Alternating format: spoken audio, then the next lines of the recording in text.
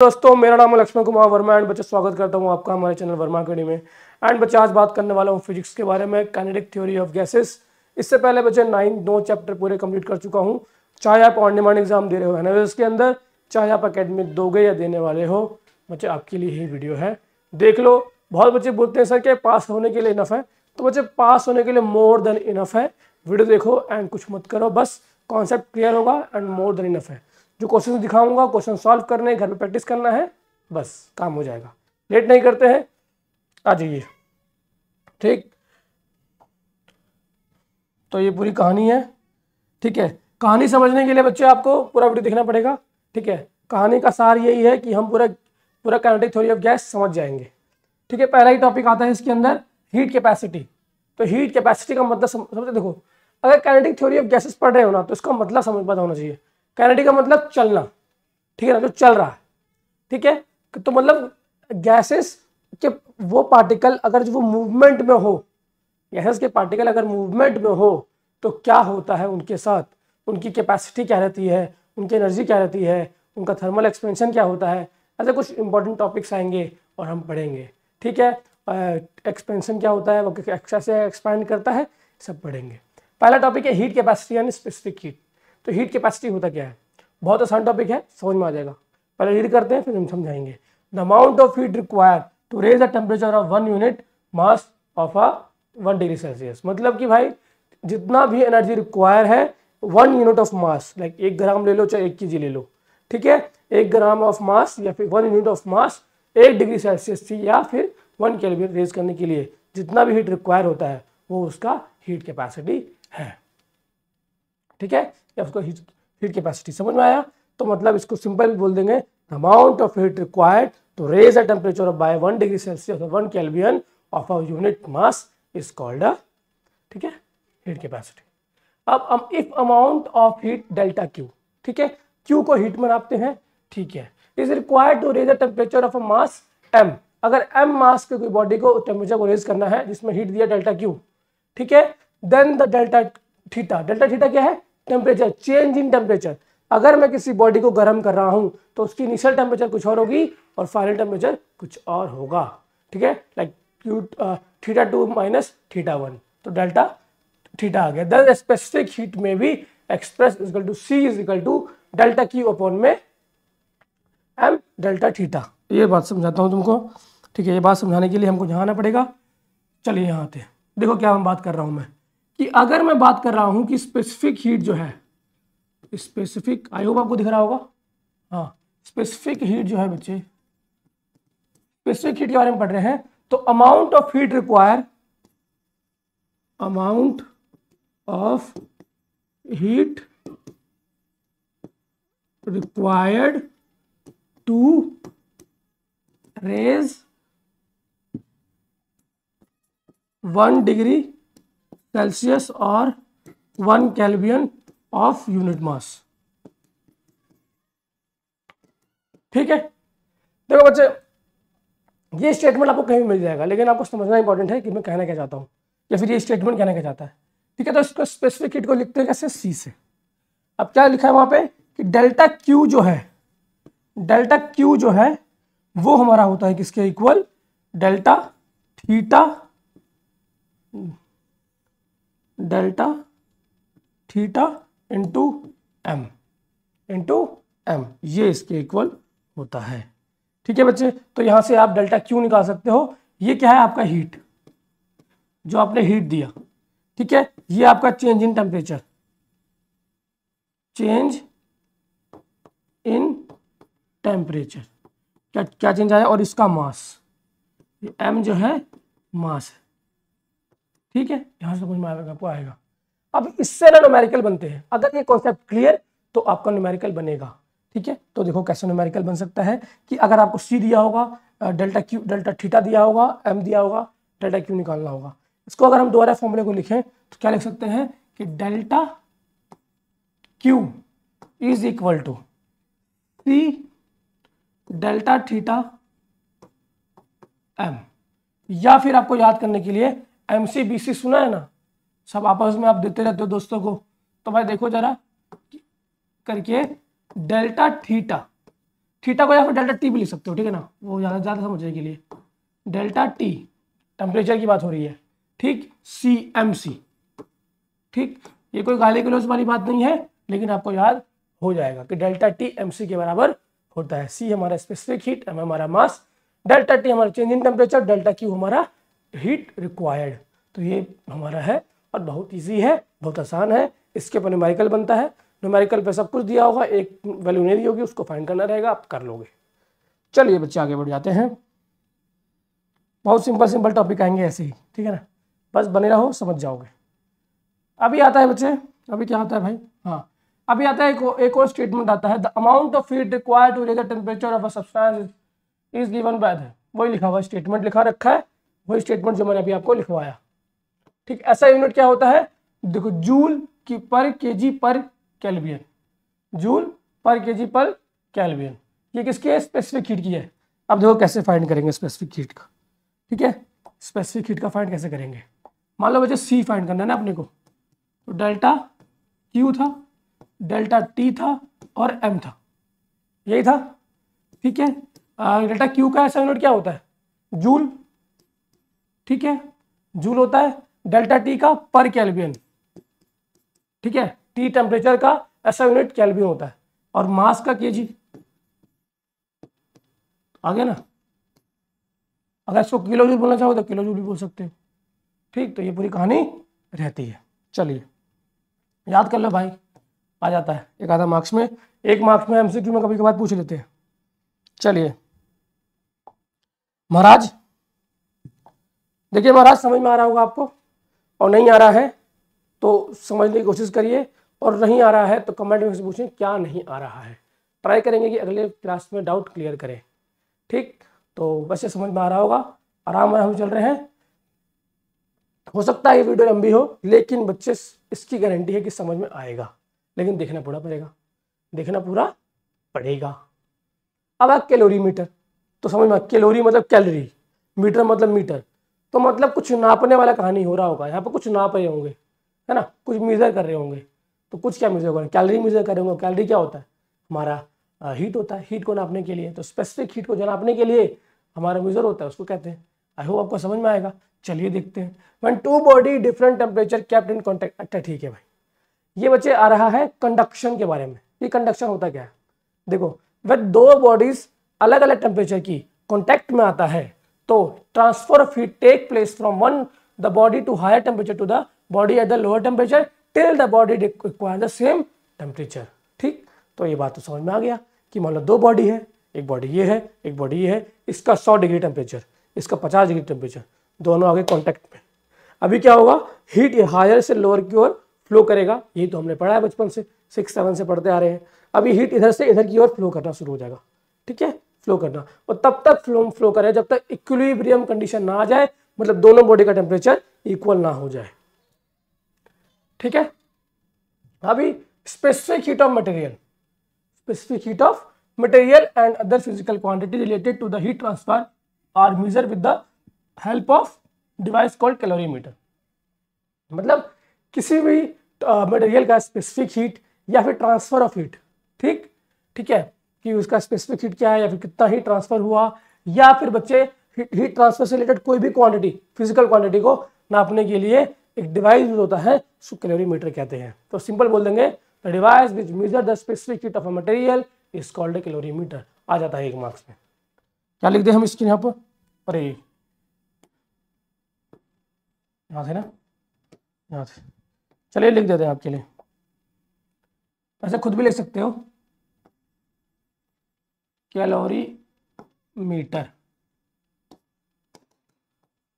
The device which use for measure the specific heat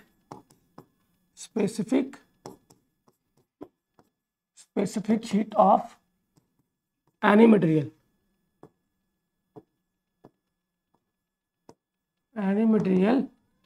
is called calorimeter.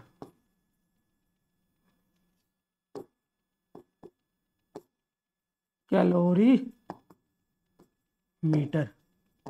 ठीक है, तो इसको लिख सकते हैं। और बाकी अपने भाषा में अगर हमको समझ में आ गया तो अपने लैंग्वेज में कुछ भी लिख दो और थोड़ा अच्छा से लिख दो। ठीक है, अगर 5 मार्क्स का तो और तरीके से लिखो, 1 मार्क्स का तो ऐसे लिख दो, खत्म कहानी।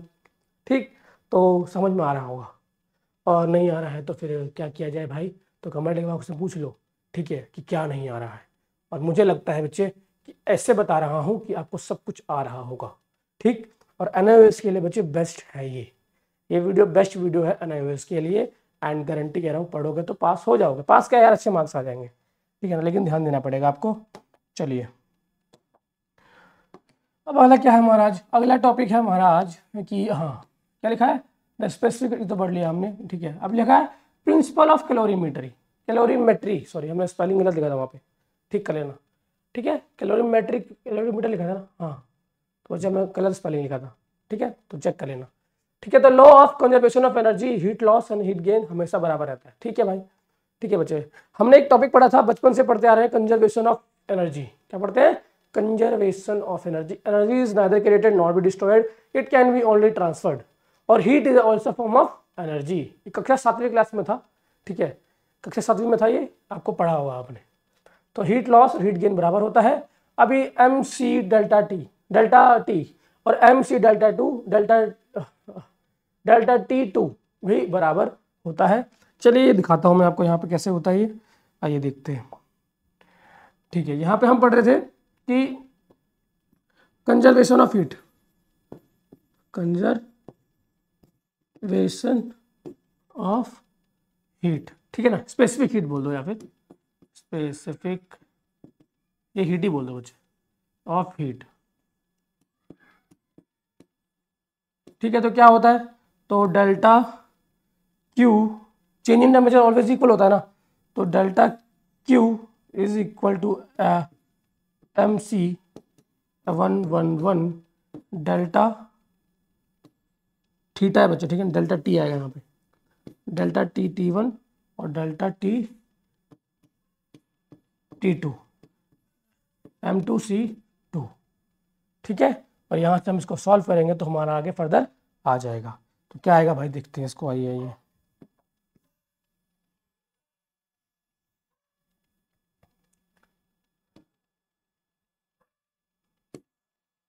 ठीक, नोट डाउन कर लेना भाई। तो यहाँ से आएगा T2 माइनस T1, यहाँ से आएगा M1C1। ठीक है, और यहाँ से आएगा T2 माइनस T1 M2C2। ठीक, और यहाँ से आप बता सकते हैं कि हमारा जो हीट है ऑलवेज कंजर्व रहता है, लॉस भी और गेन भी। हीट लॉस और हीट गेन दोनों ही बराबर होते हैं, यही हमने पढ़ा है। चलिए आगे बढ़ते हैं। ठीक है, तो हमारा हमको समझ में आ गया है। अभी पढ़ रहे हैं हम, अगला टॉपिक है हमारा हीट एक्सपेंशन। क्या है, हीट एक्सपेंशन।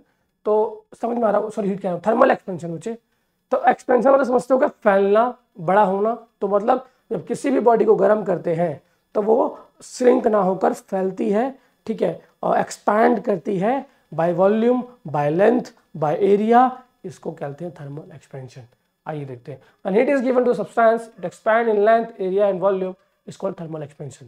जब किसी भी बॉडी को हीट करते हैं तो वो एक्सपेंड करती है एरिया से, वॉल्यूम से और लेंथ से। ठीक है, अब लीनियर एक्सपेंशन, तो अगर वो उसके लेंथ में चेंज हो जाए, इसको मैं गर्म करूँ, लाइक गर्म करके आप किसी बॉडी को, किसी तार को लंबा कर देते हो, ठीक है ना, किसी तार को लंबा कर देते हो, तो वो आता है हमारा लीनियर एक्सपेंशन। ठीक है, तो in linear expansion the change in length in directly proportional to the original length and change in temperature. जो चेंज इन लेंथ है वो डायरेक्टली प्रोपोर्शनल होता है लेंथ, ओरिजिनल लेंथ के और टेम्परेचर के, चेंज इन टेम्परेचर के। ठीक, तो जो भी लेंथ में चेंज हुआ डेल्टा एल डायरेक्टली प्रोपोर्शनल होगा ओरिजिनल एल के, जो भी उसका। फॉर एग्जांपल 1 मीटर का वायर था, चेंज हुआ 1.2 मीटर हो गया, तो यहाँ पे कितना चेंज हुआ, डेल्टा 2। तो मतलब 0.2 डायरेक्टली प्रोपोर्शनल टू 1। एंड मान लो टेम्परेचर क्या चेंज हुआ, टेम्परेचर मान लो 20 डिग्री चेंज हो गया, तो वहाँ पे 20 डिग्री लिख देंगे। तो क्या 20 डिग्री सेल्सियस लिखेंगे, नहीं, तो केल्विन में कन्वर्ट करेंगे, क्योंकि ऐसा यूनिट केल्विन में होता है। ठीक, तो आई होप आपको समझ में आया। Where alpha, where alpha is the coefficient of linear expansion, और इसकी वैल्यू दे रखी होगी at temperature coefficient of linear expansion is given by alpha जो होगा डेल्टा एल अपॉन में एल नॉट डेल्टा टी। तो डेल्टा थीटा को आप डेल्टा टी भी लिख सकते हैं, वो टेम्परेचर है। तो आई होप आपको समझ में आ रहा होगा और बहुत ईजी है, और इन्हीं के ऊपर न्यूमेरिकल आ जाते हैं। मतलब आपको 5 नंबर क्वेश्चन दिया होगा, ठीक है। बेसिकली तो केस बेसिस क्वेश्चन भी आते हैं, केस बेसिस क्वेश्चन भी आते हैं, तो वो भी आपको आना चाहिए। इसी टॉपिक के ऊपर कोई केस बेसिस दे देगा कि हलीना नाम की कोई गर्ल है जिसके पास वायर है एंड वो वायर को 1 मीटर से 2 मीटर में कन्वर्ट कर लेती है लेंथ को, तो उसने थर्मल एक्सपेंशन में किसका यूज़ किया होगा? तो लीनियर एक्सपेंशन का यूज़ किया होगा। फिर उसके ऊपर क्वेश्चंस आ जाएंगे आपको। अब इस सुपरफिशियल एक्सपेंशन, ठीक है, when change in area directly proportional, मतलब कि जब एरिया चेंज होगा, ठीक है, तो change in area directly proportional to the original area and change in temperature. Same वही वाला है, वहां पर जस्ट लेंथ की जगह एरिया आ गया। Change in area directly proportional to original area and the change in temperature, ठीक। तो वही सेम आएगा, यहाँ बीटा आ जाएगा, वहां पे अल्फा था कोफिशिएंट, यहाँ पे कोफिशिएंट क्या होगा? एरिया का कोफिशिएंट जो होगा, कोफिशिएंट ऑफ एरिया एक्सपेंशन, वो हमारा बीटा आ जाएगा। बहुत इजी है, ठीक है ना। और पता है इजी अपने आप याद भी हो जाएगा आपको। Delta A is equal to A not, ठीक है, और डेल्टा टी, ठीक। और जो हमारा वो हटेगा, प्रोपोर्शनैलिटी हटेगा, तो बीटा आ जाएगा, ठीक है। अब आगे देख लें भाई, चलिए अब आ जाए क्यूबिकल एक्सपेंशन। तो change in volume directly proportional to original value and change in temperature, वही लिखा है। Change in volume is directly proportional to change in temperature and original volume, ठीक है। और यहाँ पे जो कोफिशिएंट आएगा वो गामा आ जाएगा, क्या आएगा? गामा, ठीक है। Where the gamma is the temperature coefficient of cubical expansion. Formula देखते जाओ भाई, बहुत इजी है। Delta V is equal to V not delta T, और जो हमने हटाओगे क्या कहते हैं, प्रोपोर्शनैलिटी हटाओगे तो गामा आ जाएगा, और गामा हमारा कांस्टेंट है। रिलेशन याद करना है, beta is equal to 2 alpha और gamma is equal to 3 alpha. जो बीटा है अल्फा के दुगुना है, गामा अल्फा के 3 गुना है, बस ये रिलेशन याद करना है क्योंकि क्वेश्चन आ जाता है, ठीक है बच्चे, क्वेश्चन आ जाता है। अगला टॉपिक है बच्चे, anomalous expansion in water and its effect.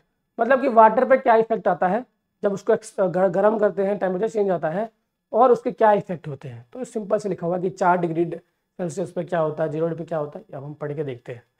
The volume of liquid increase with increase in temperature, मतलब वॉल्यूम बढ़ जाता है लिक्विड का जब टेम्परेचर बढ़ता है। ऑब्वियसली बात है, जब वॉल्यूम बढ़ेगा, टेम्परेचर हम बढ़ाएंगे, हीट देंगे, उसको हीट देंगे, तो उसकी पार्टिकल्स फ्लो जिगजैग फ्लो करना फास्ट कर देंगे, ठीक है।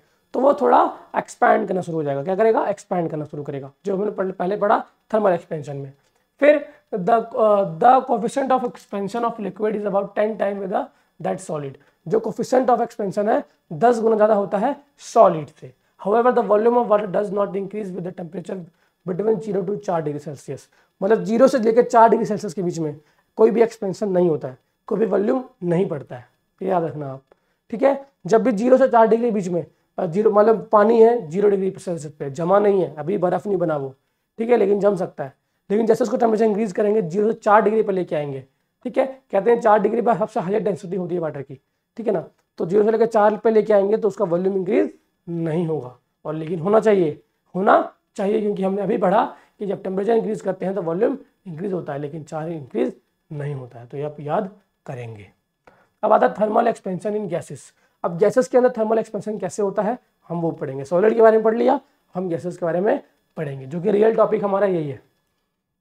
The coefficient of volume expansion of a gas at constant pressure is given bye, pressure देखो, पहला प्रेशर कांस्टेंट, दूसरा वॉल्यूम कांस्टेंट, ऐसा आता रहेगा, ठीक। तो ये आपको याद रखना है कि तो हमारा जो कोफिशिएंट रहेगा gamma v is equal to v2 minus v1 upon में v1 delta q delta t। तो भाई क्या आया कि चेंज इन वॉल्यूम, हमने सिर्फ गामा की वैल्यू निकाल ली है। हमने क्या कहा था कि change in volume is directly proportional to original volume into delta T, ठीक है। तो यहाँ पर सिर्फ प्रोपोर्शनैलिटी को निकाल लिया, गामा को निकाल लिया, तो गामा जो आएगा V2 माइनस V1, V2 क्या है फाइनल वॉल्यूम, V1 क्या है इनिशियल वॉल्यूम, तो V2 minus V1 upon delta V1 and delta T या डेल्टा थीटा बोल दो, और V1 क्या है इनिशियल वॉल्यूम जो उसकी ओरिजिनल वॉल्यूम थी, ठीक है, तो वो कहानी है। और P क्या है प्रेशर, तो प्रेशर कांस्टेंट है तो डेल्टा P क्या आएगा 0। अगर चेंज इन प्रेशर कुछ भी नहीं है तो चेंज, अगर प्रेशर चेंज ही नहीं हो रहा है कांस्टेंट है तो P इनिशियल और फाइनल क्या होगा, माइनस करेंगे तो 0 आ जाएगा। ठीक है, बहुत इजी है, बहुत आसान है, बस समझने वाली कहानी। अब अगला टॉपिक है the coefficient of pressure expansion. अगर प्रेशर का एक्सपेंशन होगा तो वॉल्यूम अगर 0 आएगा, मतलब अगर वॉल्यूम कांस्टेंट कर दिया तो क्या होगा, तो गामा P, तो P2 माइनस P1 अपॉन में P डेल्टा T और V हमारा कांस्टेंट आ जाएगा। ठीक, ये हमारा फॉर्मूला है, बहुत इजी है, बहुत ज़्यादा इजी है, समझ के देखो। जो फाइनल प्रेशर होगा इनिशियल प्रेशर से, फाइनल प्रेशर ज़्यादा होगा इनिशियल प्रेशर कम होगा, तो जैसे प्रेशर हमारा हमने घटाया तो बस अपॉन में कर देंगे P, और P क्यों भाई, तो वो फॉर्मूला आपको याद रखना पड़ेगा बच्चे, वो आपको फॉर्मूला याद रखना पड़ेगा हमारा thermal expansion in volume. Thermal expansion in volume अगर आपको याद रहेगा तो आपकी कहानी बन जाएगी। क्या था, change in volume is directly proportional to original volume into delta T, change in temperature. और जब हम प्रोपोर्शनैलिटी को हटाते हैं तो delta change in volume is equal to gamma V and delta T, और हम जब गामा को कैलकुलेट करते हैं तो डेल्टा V अपॉन में T डेल्टा T एंड आपका वो आ जाता है V1 या फिर V इनिशियल। ठीक, तो वहाँ से आप कैलकुलेट कर पाते हैं। जो बच्चे मैं बोल रहा हूँ वो आपको आप लिख भी सकते हो, ठीक है ना, वो आप लिख भी सकते हो। The kinetic theory of gases, ठीक है, the kinetic theory of gases. तो क्या क्या थ्योरी है, क्या क्या अजम्पशंस हैं, क्या क्या अजम्पशंस लिए जाते हैं जब हम गैसेस की काइनेटिक थ्योरी के बारे में पढ़ते हैं। तो सबसे पहले भाई कि पार्टिकल जिगजैग मोशन में होगा, तो ठीक है, कोलाइड करेगा, एक्सपैंड करेगा, बराबर प्रेशर लगाएगा, ये सब के बारे में आएगा। The gas consists of very large number of identical digit molecules which move all possible velocity randomly and the intermolecular forces between them are negligible. Assumption, the kinetic theory of gases पढ़ रहे हैं। A gas consists of large number of identical digit molecules, मतलब कि जो gas बना होता है बहुत सारे मॉलिक्यूल से, एक जैसे मॉलिक्यूल से मिलकर बना होता है, और ये बोला है विच मूव ऑल पॉसिबल, मैंने कहा रैंडमली वेलोसिटी से मूव करता है, कहीं भी जिगजैग मोशन में मूव करता है। फिर the intermolecular force between them are negligible, मतलब उनके दो पार्टिकल के इंटरमॉलिक्यूलर फोर्स बिल्कुल जीरो होता है, आपस में अट्रैक्टिव नहीं होते हैं, बिल्कुल भी इंटरमॉलिक्यूलर फोर्स नहीं होता है, उनके मॉलिक्यूल बीच में कोई भी फोर्स नहीं होता है, होता भी है तो हम नेग्लेक्ट कर देते हैं। ठीक है, क्योंकि हम यहाँ पे आइडियल गैस के बारे में कुछ कहानी पढ़ेंगे, क्योंकि जो नॉन आइडियल गैस होता है उसकी पूरी कहानी अलग होती है। ठीक, तो gas molecule collide with each other, मैंने बताया आपको स्टार्टिंग में कि जो गैस मॉलिक्यूल होता है आपस में कोलाइड करते हैं, and with the wall of the container this collision are perfectly elastic. Perfectly elastic मतलब समझना आपको आना चाहिए कि होता क्या है, परफेक्टली इनइलास्टिक क्या होता है, परफेक्टली इलास्टिक क्या होता है। इलास्टिक के अंदर अगर कोई बॉडी टकराई, ठीक है, और जब जैसे ही हटेगी तो अपनी ओरिजिनल शेप में आ जाएगा, और इनइलास्टिक में क्या होता है, अगर बॉडी ने कोलाइड किया तो वो उसी के शेप अपनी चेंज कर लेगा या फिर एक नई ऑब्जेक्ट बना लेगा, ये दोनों ऑब्जेक्ट साथ में जुड़ जाएंगे। इलास्टिक में क्या होता है, टकराने के बाद वो अलग हो जाते हैं। ठीक, तो ये होता है। तो gas molecule collide with each other with the wall of container and this collision perfectly elastic होता है, वो वॉल के साथ टकराते हैं, खुद के साथ टकराते हैं, एंड जो इलास्टिक होता है, जो कोलिजन होता है वो परफेक्टली इलास्टिक रहता है।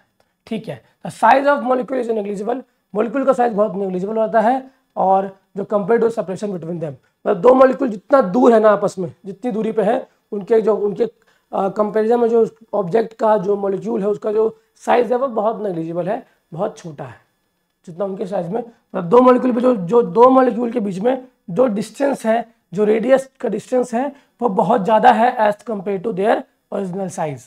बिटवीन द कोलिजन मॉलिक्यूल में in straight line with uniform velocity, जब कोलिजन हो रहा होता है तो मॉलिक्यूल स्ट्रेट लाइन में मूव करता है, ठीक, यूनिफॉर्म वेलोसिटी के साथ।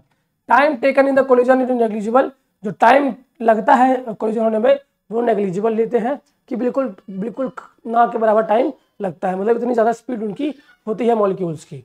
ठीक है, as compare to the time taken by the molecule between two successive collision, ठीक है, एक कोलिजन होने में जो टाइम लगता है, ठीक है, वो बहुत नेग्लिजिबल है as compare to 2 successive collision में। ठीक है, एक कोलिजन हुआ, उसके बाद जो दूसरा कोलिजन हुआ उसमें थोड़ा टाइम होता है, मतलब एक कोलिजन ऑब्जेक्ट हुआ, टकराया, अलग हो गया, फिर जब दूसरी बार टकराएगा तो उसमें कुछ टाइम होगा, उसके टाइम के कंपैरिजन में तो कोलिजन का टाइम होता है बहुत नेग्लिजिबल होता है।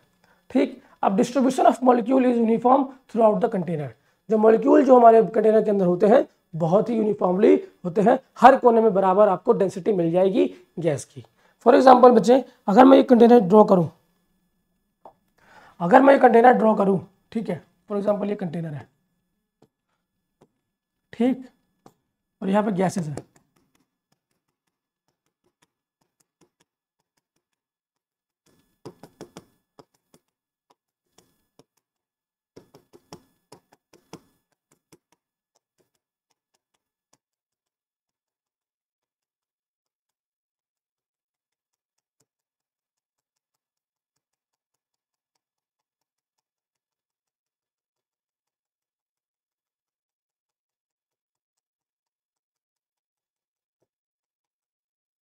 ये बच्चे मान लो बच्चे ये पूरा क्या है, ये पूरा हमारा कंटेनर है, तो हर पार्ट के अंदर यूनिफॉर्म बच्चे मॉलिक्यूल्स अवेलेबल होंगे, मॉलिक्यूल्स होंगे, यूनिफॉर्म्स होंगे। ठीक है, ये पूरी कहानी है। चलिए, मतलब बराबर मात्रा में डिस्ट्रीब्यूटेड होंगे, ये पूरी कहानी है इसकी। अब अगला क्या है बच्चे, हाँ ये लिखा हुआ है, देख सकते हो।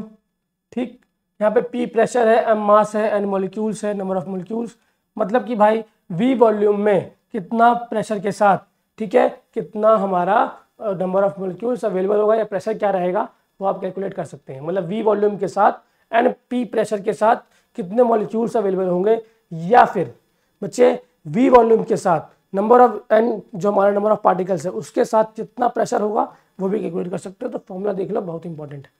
ठीक, चलो ठीक है। अब काइनेटिक इंटरप्रिटेशन ऑफ टेम्परेचर, तो P is equal to 1/3 NmV is in C की पावर -2। ठीक, तो यहाँ से देखो P हमारा प्रेशर है, M हमारा मास है, N हमारा नंबर ऑफ पार्टिकल्स है। यहाँ से आप देख सकते हैं क्या है ये। ठीक, इंपॉर्टेंट है बोल्ट्जमैन कांस्टेंट। मुझे इसका ना कभी कभी बहुत कम चांसेस है, रेयर चांसेस के अंदर आपको आ जाता है कि डेरिवेशन निकालो, लेकिन चांसेस मैं कह रहा हूँ कि ना ही आएगा, नहीं ही आएगा।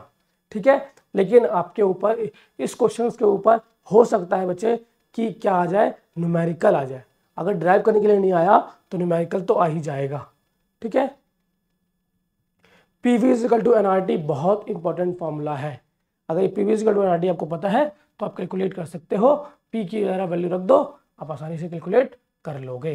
ठीक है, यहाँ से ये अगर फॉर्मूला आपको याद है तो PV निकाल लो, तो 1/3 NmC की पावर -2 इक्वल टू NRT, और यहाँ से कैलकुलेट कर सकते हैं बोल्ट्जमैन कांस्टेंट। ठीक, अब आगे बढ़ जाते हैं। तो kinetic energy of a gram mole of a gas is 3/2 RT and the kinetic energy of molecule depends only on the absolute temperature of a T gas। मतलब सिर्फ absolute temperature पर डिपेंड करता है। It is quite independent of the mass, मतलब मास पर depend नहीं करता है।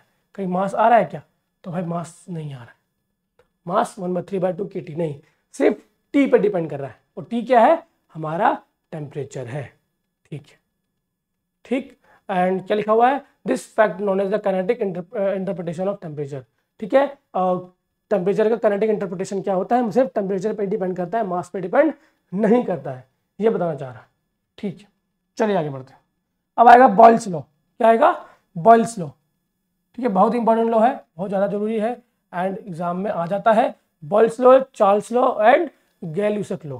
ठीक, चलिए बॉयल्स लॉ क्या कहता है भाई, एट बॉयल्स लॉ मतलब बीवी होता है ना, तो यहाँ पे कुछ कांस्टेंट क्या रहता है, यहाँ पे कांस्टेंट रहता है बच्चे, एक बारी एट द कांस्टेंट टेम्परेचर, अच्छा VT रहता है, सॉरी बच्चे, ठीक है ना। At constant temperature the pressure of a given mass of a gas is inversely proportional to the V। मतलब ये प्रेशर जो है इनडायरेक्टली प्रोपोर्शनल होता है हमारा V के, तो P indirectly proportional to 1/V।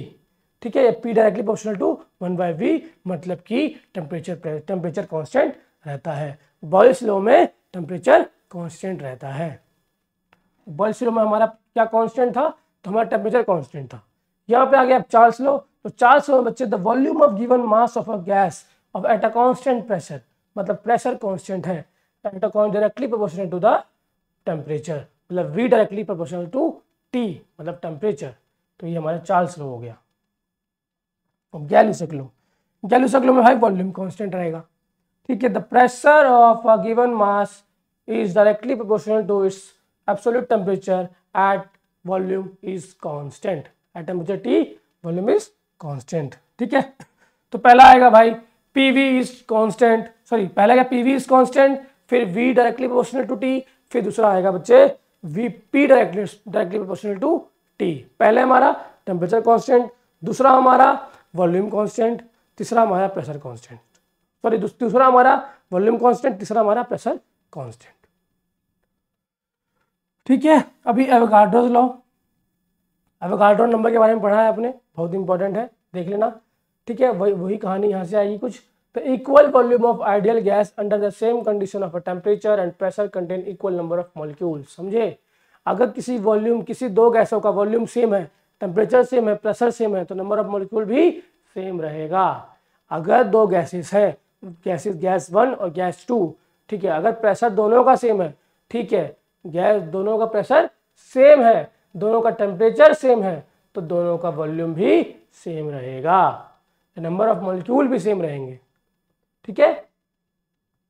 Equal volume of ideal gas, अच्छा गैस देखो बच्चे, अगर वॉल्यूम दो आइडियल गैसेस हैं, वॉल्यूम गैस 1 और गैस 2, अगर दोनों का वॉल्यूम इक्वल है, दोनों का प्रेशर इक्वल है और दोनों का टेम्परेचर इक्वल है, V equal to V, V1 equal to V2, P1 equal to P2, T1 equal to T2, ऐसा तीनों है, तो आइडियल गैस के अंदर नंबर ऑफ मॉलिक्यूल्स भी बराबर होंगे।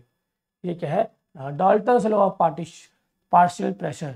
अभी आता है टोटल, मुझे बहुत इंपॉर्टेंट है ये, ठीक है, कैजुअली बता दे रहा हूँ, बहुत इंपॉर्टेंट है। Total pressure exerted by a gaseous mixture is sum of the partial pressure that would be exerted, मतलब सब जो सारा प्रेशर होता है वो सारे पार्शियल प्रेशर के बराबर होता है। If individual gas occupy the space of in turn, this is Dalton law of partial pressure. अगर कोई इंडिविजुअल गैस ऑक्यूपाई करेगा स्पेस, तो बच्चे वो डाल्टन्स लॉ ही कहलाएगा। Dalton's law of partial pressure का मतलब है जो सारा प्रेशर है, जो P1 P फाइनल है, P1 plus P2 plus P3 plus P4 सबके बराबर होता है, ठीक है। ये हमारा पार्शियल लॉ होता है डाल्टन्स का। अभी Graham's law of diffusion of gas, ठीक है। अब ग्राम्स लॉ क्या होता है डिफ्यूजन गैस का, the rate of diffusion of gas through out the porous partition is inversely proportional to the square root of density. This is known as a Gram's law of diffusion. I hope आपको समझ में आया होगा। इसका मतलब है rate of diffusion of gas, gas का क्या जो डिफ्यूजन हो रहा है वो बच्चे porous partition is direct inversely proportional होता है किसके, square root of density, density के स्क्वायर रूट के, मतलब रो के अंडर रूट के, ठीक है, 1/√के, and this is known as the Graham's law of diffusion. अब डिग्री ऑफ फ्रीडम बहुत इंपॉर्टेंट है कि डिग्री ऑफ फ्रीडम क्या है, किसी का 2 होता है, किसी का 3 होता है, किसी का 5 होता है। डिग्री ऑफ फ्रीडम होता क्या है, चलिए देखते हैं। अब डिग्री, अब ये बहुत इंपॉर्टेंट है, एग्जाम में आ जाता है, कभी कभी पूछ लेगा कि इस गैस का डिग्री ऑफ फ्रीडम क्या है।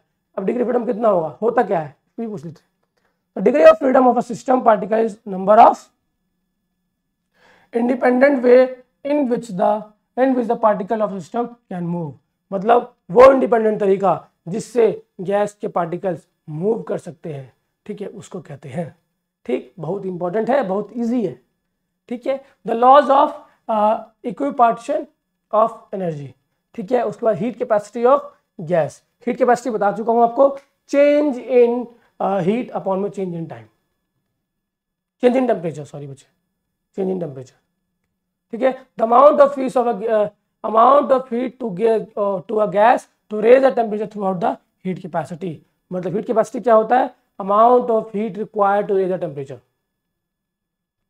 कितना हीट रिक्वायर होगा 1 डिग्री टेम्परेचर रेज करने के लिए, वो स्पेसिफिक हीट की तरह ही है। लेकिन वहां पे मास आ रहा था कि 1 ग्राम मास का कितना रेज करते हैं, तो यहाँ पे आ जाएगा डेल्टा क्यू अपॉन में delta T, delta Q change in heat और delta T change in temperature, specific heat में क्या क्या चेंज होता है, पर यूनिट मास, तो m से मल्टीप्लाई कर देते हैं नीचे, delta Q upon delta T upon में मास को मल्टीप्लाई करते हैं। The heat capacity of body per unit mass of a body is termed as the specific heat capacity and the substance is usually denoted by the C. तो C is equal to delta Q upon में delta T and M। ठीक, तो ये calculate कर सकते हैं, बहुत easy है, आपको पढ़ाया भी है, समझ में भी आ गया होगा। चलिए आगे बढ़ते हैं, एंड चैप्टर ऑलमोस्ट खत्म ही होने वाला है। ये specific heat capacity of material is the heat required to raise the temperature of the unit mass of M. मतलब स्पेसिफिक हीट क्या होता है, ये हमने शुरू में ही पढ़ा था कि स्पेसिफिक हीट क्या होता है, the amount of heat required to raise the temperature by 1 degree Celsius of a unit mass of a body. चलिए, the specific heat of a gas, specific heat capacity of a gas at the constant volume is CV. CV होता है, ठीक है, specific heat capacity अगर volume constant है तो जो CV होता है डेल्टा थीटा अपॉन में डेल्टा टी के बराबर, और वी हमारा कांस्टेंट है तो, और अगर हमारा पी कांस्टेंट है तो डेल्टा थीटा अपॉन में डेल्टा टी पी के बराबर। और सीपी के बीच में सीपी एंड सीवी के बीच में बच्चे क्या होता है, रिलेशन होता है, और बहुत इंपॉर्टेंट है, आता ही आता है। CP minus CV is equal to R, और इसका डेरिवेशन भी है कि सीपी माइनस सीवी आर के इक्वल कैसे होता है, specific heat capacity at volume constant and specific heat capacity at pressure constant. तो CP minus CV is equal to R होता है। ये आपको एग्जाम में आता है, बहुत ज़्यादा इंपॉर्टेंट है, नोट कर लो, एंड बच्चे इसका डेरिवेशन भी कर लेना, बच्चे, ठीक है। चलिए आगे बढ़ जाते हैं, एंड बच्चे यहाँ से चैप्टर खत्म हो जाता है आपका। हाँ, कुछ क्वेश्चंस हैं, देख लो भाई। अगर ये क्वेश्चन सॉल्व कर पा रहे हो, मतलब कहीं ना कहीं आपका भाई कहानी बन गया है, कहानी जम गया है। मतलब specific heat of substance depends on mass, volume, temperature की नेचर। चलिए बताएंगे आप। The ratio of molar specific heat capacity of mole diatomic gas molecule is कितना होता है, ये बताएंगे आप। चलिए बच्चे, ये आप देख लो, ठीक है, क्वेश्चंस देख लो, और अभी बच्चे ब्लैक भी कर रखा है तो आपको आंसर भी दिख रहा होगा, ठीक है। ये पूरी कहानी है, और नोट डाउन कर लो। यहाँ पे कोई एक और क्वेश्चन होगा बच्चे, लॉन्ग टाइम क्वेश्चन, तो इसको भी नोट डाउन कर लो, एंड आंसर आप देने का ट्राई करोगे तो आपको बहुत आसानी रहेगा, और कॉन्फिडेंस बूस्ट होता है, ठीक है। चलिए, ये कुछ क्वेश्चन है, इसको नोट डाउन कर लो, एंड बच्चे ये चैप्टर हो गया है खत्म। आई होप आपको समझ में आया होगा। समझ में आया तो बच्चे वीडियो शेयर कर दो अपने दोस्तों के बीच में। एंड बच्चे, वीडियो में इतना ही था। वीडियो में कुछ भी अच्छा लगा हो, वीडियो को लाइक करना, चैनल को सब्सक्राइब करना। मिलता हूँ नेक्स्ट वीडियो में, तब तक के लिए बच्चे जय हिंद बच्चे।